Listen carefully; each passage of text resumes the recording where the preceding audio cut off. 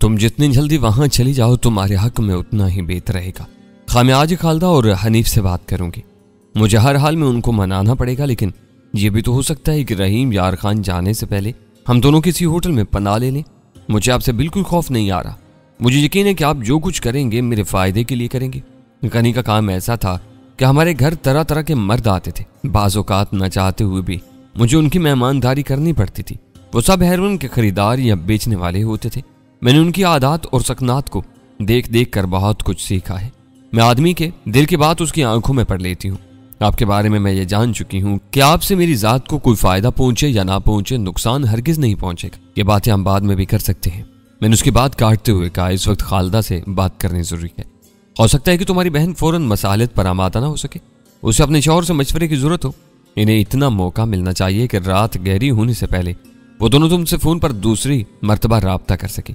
रहा किसी होटल में पनाह लेने का ख्याल, तो इस रोमान अंगेज मुहिम जोई को अपने जहन से खुरी टालो। तुम भूल रही हो कि अब तक CIA वालों के मददगार और हमदर्द पूरे शहर में मेरी और तुम्हारी तलाश में निकल चुके होंगे। इस महफूज तरीन छत के साए से बाहर निकलते ही तुम नाकाबिले तसव्वुर दुश्वारियों में गिर जाओगे। अजीब बात है, वो नीमवा आंखों से मेरी तरफ देखते हुए बोली। अब एक ही वक्त में दो मुख्तलिफ बल्कि मुतजाद बातें कर रहे हैं। एक तरफ मुझे जल्द अज जल्द रहीम यार खान जाने का मशवरा दे रहे हैं और दूसरी तरफ इस फ्लैट से बाहर कदम निकालने के होलनाक तसव्वुरात से डरा रहे हैं। दोनों बातें अपनी अपनी जगह दुरुस्त हैं। मैंने उन लोगों को यह बावर करवाने की कोशिश की है कि मैंने तुम्हें और जेफ मिलर को ताकत के बल पर अगवा कर लिया है, इसलिए तुम्हारा शहर से कुछ अरसे के लिए गायब हो जाना नागुज़ीर हो चुका है। शहर में रहकर तुम किसी भी वक्त इन लोगों की निगाहों में आ सकती हो। शहर में तुम्हारी ये फ्लैट सबसे ज्यादा महफूज है, लेकिन तुम गैर मुइना मुद्दत तक यहाँ नहीं रह सकती। तुम्हारे कयाम के तूल पकड़ने की सूरत में गजाला शुकूक व शुबहात में मुब्तला हो जाएगी। तुम खुद एक शादीशुदा औरत हो और ऐसे मामलात में एक बीवी के जज्बात को अच्छी तरह समझ सकती हो। गजाला जितनी खूबसूरत और खुश मिजाज नजर आती है, गुस्से में इसी कदर वहशी और सफाक हो जाती है। यह मुश्तिल होकर मेरी नजरों के सामने दो पालतू बिल्लियों को फर्श पर पटक कर हलाक कर चुकी है। इसी वजह से मैंने बिल्लियां पालने का मशगला तर्क कर दिया है। मैं इस वक्त से डरता हूँ जब तुम्हारे और गजाला के दरमियान तलखियां पैदा हो जाए और मुझे अपनी फितरी मजबूरियों की वजह से गजाला का साथ देना पड़े। वो मुझे चिढ़ाने वाले अंदाज में हंस पड़ी। तो सीधी सी बात कही कि आप अपनी बीवी के डर से मुझे जल्द अज जल्द रहीम यार खान भेज देना चाहते हैं। अगर इस तरह बात वाज़ेह हो सकती है तो यही समझ लो। मैंने शिकस्त खोरदा लहजा में कहा। इसी लम्हे मैंने देखा कि करीबी गुलदान में मसनूई फूलों के दरमियान में FM माइक्रोफोन मौजूद था। यकीन नहीं आता कि गजाला जैसी नरमो नाजुक लड़की इतनी खूनखार हो सकती है। इसकी बेअतबारी देखते हुए मैंने फौरन ही पैंतरा बदलने का फैसला करते हुए कहा, तुम गैर जरूरी तौर पर मुझे जुबान खोलने पर मजबूर कर रही हो। गजाला का गुस्सा सिर्फ बिल्लियों तक महदूद नहीं रहा है। इसी फ्लैट में वो मेरी एक दोस्त की बीवी को बुरी तरह ज़दोकोब करके उसका हुलिया बिगाड़ चुकी है। इस बेचारी का कसूर सिर्फ इतना था कि उसने मुझे सालगिरह की मुबारकबाद देते हुए इस्तरारी तौर पर अपने रवायती अंदाज में मेरे रुखसार का बोझा ले लिया था। गजाला मेहमानों की परवाह किए बगैर मुगल्लजात बकते हुए उस पर टूट पड़ी। नहीं डैनी साहब, उसने मुकम्मल बेयकीनी से मेरी बात उड़ा दी। आप बिला वजह इस बेचारी पर इतनी संगीन इल्जाम तराशी कर रहे हैं। ये बातें उसे सुन ली तो उसे बड़ा कल्क होगा। तुम बराह रास्त गजाला से पूछ सकती हो। चाहो तो मैं मिसेस जॉर्ज को यहाँ बुला सकता हूँ। गजाला से पिटने के बाद वो अपना बिगड़ा हुआ चेहरा लेकर अपने घर जाने के बजाय यहीं इलाज मुआवजा करा रही है। ये कहते हुए मैंने तेजी से अपनी जगह छोड़ दी। मेरी संजीदगी देखकर नादरा की आंखें हैर से फैल गईं। करीबी फूलदान में FM माइक देख लेने के बाद मुझे मुतवक्का थी कि गजाला ने मौका पाकर उसे आन कर दिया होगा और वो लोग शुगल के तौर पर वेरा के कमरे में बैठे हमारी सारी गुफ्तगू सुन रहे होंगे। इसी बिना पर मैंने पैंतरा बदलकर अपने एक फर्जी दोस्त की मजरू बीवी का जिक्र छेड़ा था। मेरे तेवर देखकर नादरा ने मेरे पीछे आने की हिम्मत नहीं की। मैंने वीरा के कमरे का दरवाजा खोलकर ऊंची आवाज में कहा, मिसेस जॉर्ज जरा बाहर आओ, मेरी एक मेहमान तुमसे मिलना चाहती है। इस वक्त इन तीनों के चेहरों पर फातियाना मुस्कुराहट थी। नादरा की बेतौल गुफ्तगू ने उन लोगों के क़यासात पर तस्दीक की मोहर सब्त कर दी थी। ये क्या मुसीबत खड़ी कर दी तुमने? वीरा मेरे करीब आकर धीमी आवाज में कुराई। गले के ढोल से निजात के लिए यह ड्रामा जरूरी हो गया था, मैंने आहिस्तगी से कहा। नादरा ने खड़े होकर वीरा का इस्तकबाल किया। वीरा के मुतवर्रम चेहरे के नील और खराशन देखकर उसकी आंखें फरते हैरत से पेशानी पर जा चढ़ी थी। मैं ख्वाबगाह का दरवाजा बंद करके उन दोनों के करीब पहुंचा था। नादरा बुखलाए हुए अंदाज में वीरा की मिजाज पुरसी कर रही थी और वीरा किसी नई नवेली बेवा की तरह उदासी से सर झुकाए खड़ी थी। मिसेस जॉर्ज, नादरा को जरा बताओ कि तुम्हें किसने इस हाल को पहुंचाया, मैंने कहा। ओ गॉड! वीरा ने अपने कानों को हाथ लगाकर हल्की सी झुरझुर ली। मेरा चेहरा इतनी बुरी तरह से मसक ना हुआ होता तो जॉर्ज एक लम्हे के लिए भी मुझे यहाँ नहीं छोड़ता। तुम्हारी बीवी मुस्कुराती है तो मुझे यूं लगता है जैसे कोई भेड़िया अपने शिकार को बेबस देखकर दांत चमका रहा हो। इस जाहिल औरत को यह तक मालूम नहीं कि मगरिब में मोहब्बत का बोझा ऊंटों पर और तहनीती बोझ से रुखसार पर लिए जाते हैं, जिनमें जिन्स का दूर दूर तक शायबा नहीं होता। उसने इतनी सी बात पर मुश्तिल होकर मुझे उधेड़ डाला, लेकिन नादरा को इन सब बातों से क्या दिलचस्पी है, ये मेरी गर्लफ्रेंड है। मैंने राजदाराना लहजा में वीरा को बताया तो नादरा की पटी पटी आंखों में एक अनोखी सी चमक कूद गई। मैंने बात जारी रखी, ये मेरी बीवी को बेजरर समझकर 1-2 रातें यहीं बसर करना चाह रही है। इसे बताओ कि ऐसा होना किस हद तक मुमकिन है। वीरा ने नफी में सर हिलाते हुए मायूसी से कहा, इसे शुबा भी हो गया कि ये तुम्हारी गर्लफ्रेंड है तो ये बेचारी सूरज की रोशनी देखने के लिए जिंदा नहीं रह सकेगी। मेरी मानो तो गजाला का माथा ठिनकने से पहले नादरा को यहाँ से रवाना कर दो।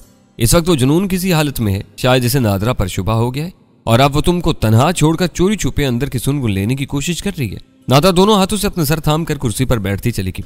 वीरा की जाहिरी हालत खासी अबतर थी, इसलिए वो आराम करने का बहाना करके फौरन ही वापस चली गई।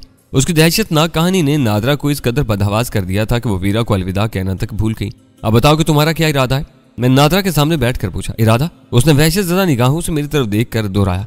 मेरा बस चले तो मैं अभी और इसी वक्त यहाँ से निकलकर रहीम यार खान की तरफ चलता हूँ। मेरे लिए तसव्वुर ही सुहाने रूह है कि मैं एक नीम वैशी औरत के मकान में पनाहगुज़ी हूँ। मैं 1 मिनट भी सुकून से यहाँ नहीं रह सकती। मुझे हैरत है आप इसे किस तरह बर्दाश्त करते हो कि मेरे साथ वो किसी सदाई हुई शेरनी किसी आदात का मुजाहरा करती है। उसने कुछ नहीं समझने वाले अंदाज में अपने सर को झटका और फोन उठाकर गोद में रख लिया। मैंने उसे समझाया कि वो अपने होश व हवास बहाल करने के बाद अपनी बहन को फोन करे, लेकिन वो वीरा की पुरदर्द कहानी सुन लेने के बाद 1 सेकंड भी ज़ाया करने पर आमादा नहीं थी। वो फैसला कर चुकी थी कि अगर उसकी बहन पिछले इख्तलाफात भुलाकर उसे अपने घर में खुश आमदीद कहने पर रजामंद हो गई तो वो बुरका में रात की किसी भी ट्रेन से रवाना होकर मुंह अंधेरे रहीम यार खान पहुंच जाएगी। पहले वो फ्लैट की दहलीज से बाहर कदम रखने पर आमादा नहीं थी। जोशावारगी में मेरी हर तजवीज़ में खामियां निकाल रही थी और सर पर मुसीबत सवार होते ही उसने अपने तहफ़्फ़ुज़ का हर तरीका खुद ही सोच लिया था। मैं हैरान था कि उसे दुश्मनों की निगाह से पोशीदा रखने के लिए बुरका में निकाल ले जाने का ख्याल मुझे क्यों नहीं आया था। वो वक्फे वक्फे से रहीम यार खान का मतलूबा नंबर मिलाने की कोशिश करती रही और मैं उसके बारे में सोचता रहा। उसका शौहर ऊंचे दर्जे का एक हेरोइन फरोश था। उसे हेरोइन की भारी नफा अंदोजी से मुतारिफ करवाने वाली शी का मकामी शहराजा मुद्दतों पहले बखेर दिया गया था, मगर गनी के मुंह को बिला मुशक्कत आमदनी का जो खून लग गया था वो नहीं छोड़ सका। शी की तबाही के बाद भी वो इसी कारोबार से चिमटा रहा। पैसे की हवस में वो इस हद तक गिर गया कि अपनी बीवी से अपने मुलाकातियों की मेजबानी कराने लगा। मुझे पूरा यकीन था कि नादरा की कहानी का वो हिस्सा इतना सादा और बेदाग नहीं रहा होगा कि उसका तज़किरा चंद सत्रों में समेटा जा सके। एक हेरोइन फरोश शराबी की तरादार बीवी जब बहके हुए बदकुमाश लोगों के दरमियान शमाए महफिल बनती है तो उस महफिल के हर लम्हे से एक नई दाग कहानी जन्म लेती है। नादरा ने अपने बेजमीर शौहर की मर्जी या चचम पोशी से न जाने कितनों के पैरा हिन तार किए थे और कितनी बार खुद जबर के लम्हों से दो चार हुई थी। ये इसी बेहिसाब आमदनी और आज़ादी का गंदा समर था कि नादरा ने दयार गैर में अपने शौहर के सयाजाब होने के बाद इसके खानदानी मुलाजिम बशीर के साथ जिस्म जान के वो रिश्ते इस्तवार कर लिए थे जिन्हें तहजीब और इफ़्फ़त के मुंह पर तमाचा कहा जा सकता था। शायद इस रात कराची और रहीम यार खान के दरमियान टेलीफोनिक लाइनों पर बहुत ज्यादा दबाव था। नादरा मुसलसल नंबर मिलाने की नाकाम कोशिश करती रही। इस दौरान में गजाला हम दोनों के लिए एक ट्रे में चाय के साथ कुछ बिस्किट और समोसे वगैरह ले आई। उसके आते ही नादरा का खून खुश्क हो गया और चेहरे पर हवाइयां उड़ने लगी। वो मुसलसल गजाला की तरफ देखे जा रही थी, लेकिन जब गजाला ने ट्रे रखने के बाद उसकी तरफ देखा तो उसने सटपटा कर नजरें चुरा ली। वो बज़ाहिर एक दीवार को तकने लगी, लेकिन कन नखियों से गजाला की तरफ भी देख रही थी। तुम चाहो तो मैं चाय की प्यालियां बना दूं?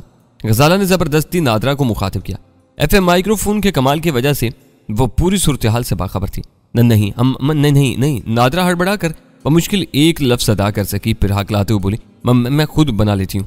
इतना कहकर वो बेबसी से मेरी तरफ देखने लगी। तुम जाओ, हम जरा कुछ अहम बातें कर रहे हैं। मैंने गजाला को घूर कर कहा।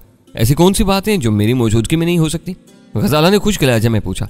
अब दोनों बहुत देर से कमरे में बंद हैं, क्या अभी तक बातों का जखीरा खत्म नहीं हुआ? नादरा सहम कर अपनी कुर्सी में सिमट गई। मैंने इजाजत से कहा, नादरा एक शरीफ औरत है, तुम्हें हमारी बातों के बारे में फिक्रमंद होने की जरूरत नहीं। हम नादरा की किसी मुतबादल रहाइश गाह के बंदोबस्त पर दिमाग सोजी कर रहे हैं ताकि इसे बेआरामी का शिकार न करना पड़े। तो मिसेज जॉर्ज के पास बैठो, मैं अभी आता हूँ। ये मिसेज जॉर्ज इस कमरे में क्यों आई थी? गजाला ने इस वक्त ऐसी अदाकारी शुरू कर दी जैसे उसकी ज़हनी रो वाकई बहकी हुई हो। वैसे तो वो हर एक से अपना चेहरा छुपाए बैठी है। मैंने नादरा को बताया था कि इस वक्त हमारे फ्लैट में हमारे अलावा एक और मेहमान भी मौजूद है। उसे हमारी मेहमान से मिलने की ख्वाहिश जाहिर की और मैंने मिसेज जॉर्ज को यहाँ बुला लिया। अभी भी जॉर्ज भी अपनी बीवी से मिलने आया, हो सकता है कि वो भी रात यहीं बसर करे। नादरा को जाना होगा तो जॉर्ज ही इसे छोड़ आएगा। गजाला ने अचानक ही सुल्तान शाह को सामने लाने का खूबसूरत जवाब तलाश कर लिया। इस वक्त उसे जॉर्ज बनाकर इसके सामने लाया जा सकता था। तुम चलो, नादरा को रहीम यार खान का फोन मिल जाए तो मैं भी आता हूँ। मैं ज्यादा देर तक इन दोनों के पास नहीं बैठ सकूंगी। गजाला दोनों हाथों से अपनी कनपटियों को दबाते हुए बोली, मेरा सर फटा जा रहा है। वो वही दौरे से पहले वाली पुरानी तकलीफ महसूस कर रही हूँ। इससे पहले कि मेरी हालत खराब हो जाए मैं नींद की गोली लेकर सो जाना चाहती हूँ। मैं समझ रहा हूँ तुम बहुत अच्छी औरत हो, शाबाश, अब जाओ सुकून लो जाके।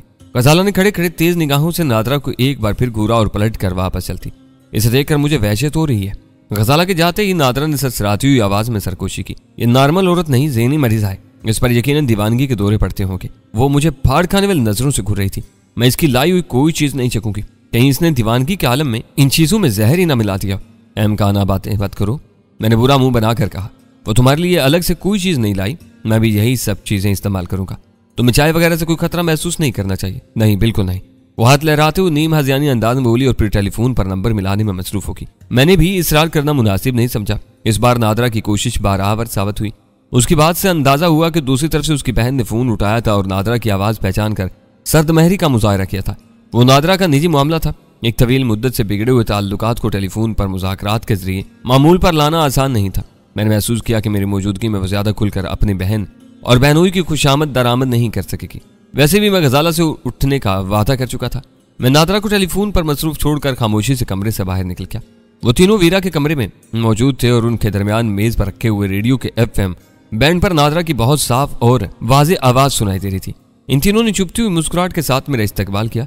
ये किसी की शरारत नहीं है।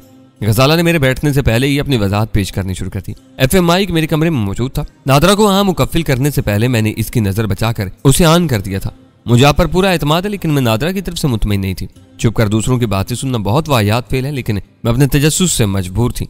वीरा ने मेरे इमाम पर रेडियो लगाया है। मैं अपनी इस गलती पर आपसे माफी चाहती हूँ। ये मेरी एक इज़्तिरारी हरकत थी। मैं आपके सामने शर्मिंदा हूँ। इसकी वजह से कोई फायदा ना हुआ होता तो मैं तुमसे इस बेअतमादी पर बाज़पुर जरूर करता, लेकिन माइक्रोफोन देख लेने के बाद मुझे नादरा के साथ तुम्हारी बर्बरियत का ड्रामा रचाने का मौका मिल गया, जिसके बिना पर अब वो खुद यहाँ से निकल भागने के चक्कर में। इस कामयाबी की वजह से मैं तुम्हें माफ करता हूँ। क्या वाकई बहुत फराख दिल है, लेकिन मैंने ये सब कुछ किसी बेअतमादी की वजह से या इरादी तौर पर नहीं किया। बस इज़्तिरारी तौर पर सब कुछ होता चला गया। गजाला अपनी हरकत पर बहुत ज्यादा शर्मसार थी। ज्यादा शर्मिंदगी की जरूरत नहीं, वीरा ने उसे डांटा। डैनी अगर शराफत का मुजाहरा करता रहा तब भी कोई फर्क नहीं पड़ता। तुमने अपने कानों से सुन लिया कि नादरा खुतिया की पिल्ली है। मैंने उसे एक नजर देखने के बाद ही जो गंदी राय कायम की थी वो बिल्कुल दुरुस्त साबित हुई। डैनी बिला वजह उस सराफा की पारसाई के गुन गाकर मुझे अपनी तरफ से शकूक व शुबहात में डालता रहा है। वीरा के अल्फाज तलख और तुरुष जरूर थे, लेकिन वो जो कुछ कह रही थी अपनी जगह पर बिल्कुल दुरुस्त था। मैं उसे नजरअंदाज करके रेडियो से उभरने वाली नादरा की आवाजों की तरफ मुतवज्जा हो गया। मेरे कमरे में मौजूद लासिल की माइक्रोफोन इतना हिसास था कि टेलीफोन के रिसीवर पर आने वाली दूसरी तरफ की मध्यम आवाज भी पकड़ रहा था। यह दूसरी बात थी कि धीमी होने की वजह से वो आवाज नाकाबिल फहम थी। अपनी बहन से नादरा की गुफ्तगू चल ही रही थी कि मैंने सुल्तान शाह से कहा, मिस्टर जॉर्ज, अभी बाजार खुला हुआ होगा, तुम जल्दी से नादरा के लिए एक बुरका खरीद लाओ।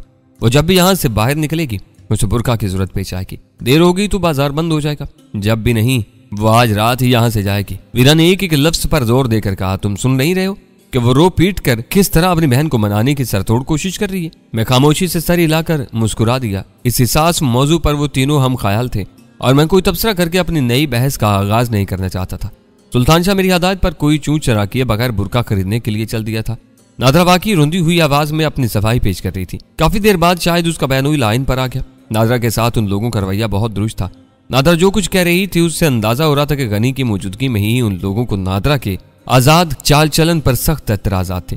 इनके जवाब में नादरा ने बहुत मजबूती से एक ही सख्त मौक़िफ़ इख्तियार किया हुआ था कि वो अपने शौहर की मौजूदगी में जो कुछ करती रही उसकी मर्जी और हदायत पर करती रही थी। शौहर को सजा होने के बाद उसने अपना चलन बिल्कुल बदल दिया था। वो भरे शहर में तनहा थी और गनी के कुछ कर्ज ख्वाहों ने अपनी रकूम के वसूलियाबी के लिए उसे कत्ल और अगवा की ऐसी संगीन धमकियां दी थी कि वो अपने घर छोड़कर एक होटल में रिपोश होने पर मजबूर हो गई थी और वहां भी खुद को गैर महफूज महसूस कर रही थी। उसे डर था कि गनी के कर्ज ख्वाह किसी भी वक्त उसे तलाश करके उठा ले जाएंगे। बहन फिर बहन होती है। इस जानदार कहानी के साथ नादरा की दादो फरियाद ने रंग दिखाया और आखिरकार नादरा के बहनोई का दिल पसीज गया। नादरा को कराची से रहीम यार खान के लिए रवाना होने की इजाजत मिल गई। अपनी ख्वाबगाह में वापस पहुंचा तो नादरा आंसू भरी आंखों के साथ भराई हुई आवाज में फोन पर अपने बहनोई का शुक्रिया अदा कर रही थी। मैं उसके सामने ही जम कर बैठ गया। खुदा का लाख लाख शुक्र है कि वो दोनों मुझसे राजी हो गए। फोन का सिलसिला मुनक़ता करने के बाद नादरा ने तशक्कुर अमेज लहजे में कहा, अब मैं एक लम्हे के लिए भी यहाँ नहीं ठहर सकती। मैं गजाला के साथ कुछ देर और इस फ्लैट में बंद रही तो वहशत से मेरा दम घुट जाएगा। मुझे अभी तक सख्त हैरत है कि ऐसी पागल और जुनूनी औरत के साथ आप कैसे गुजारा कर रहे हैं। लड़की ज़हनी मरीजा हो तो उसका हुस्न भी अपनी सारी दिलकशी खो बैठता है। तो मुझे सर्कस का मदारी समझ सकती हो। वो खूनखार दरिंदों को अपने इशारों का गुलाम बनाकर मौज करता है। गजाला को काबू में रखने के लिए मुझे बस इतना करना पड़ता है कि दूसरी औरतों से बहुत दूर रहना पड़ता है। मैं आज ही रहीम यार खान जाना चाहती हूँ। वो अपने रिस्ट वॉच पर निगाह डालते हुए बोली, वहां के लिए रात में कोई परवाज मिलनी मुश्किल है। अगर ट्रेन पकड़ने के लिए मेरे पास काफी वक्त है। मैंने जहाज को तुम्हारे लिए बुर्का खरीदने के लिए भेजा हुआ है, वो आ जाए तो तुम्हारी रवानगी हो सकती है। मुझे हैरत है कि गजाला क्या तो अपनी बीवी की सूरत मत्सक होने के बावजूद चार ने तुम दोनों से अपने ताल्लुकात खराब नहीं किए। कोई और होता तो जिंदगी भर दोबारा इधर का रुख नहीं करता। वो इन घपलों पर वाकई हैरान थी। वो जानता है कि मशरिक में बोसा सिर्फ बोसा होता है जो रुखसार पर लिया जाता है। उसे एहसास है कि मुझे मुबारकबाद देते हुए उसकी बीवी जरूरत से ज्यादा जज्बाती हो गई थी और गजाला का मुश्तिल होना फितरी था।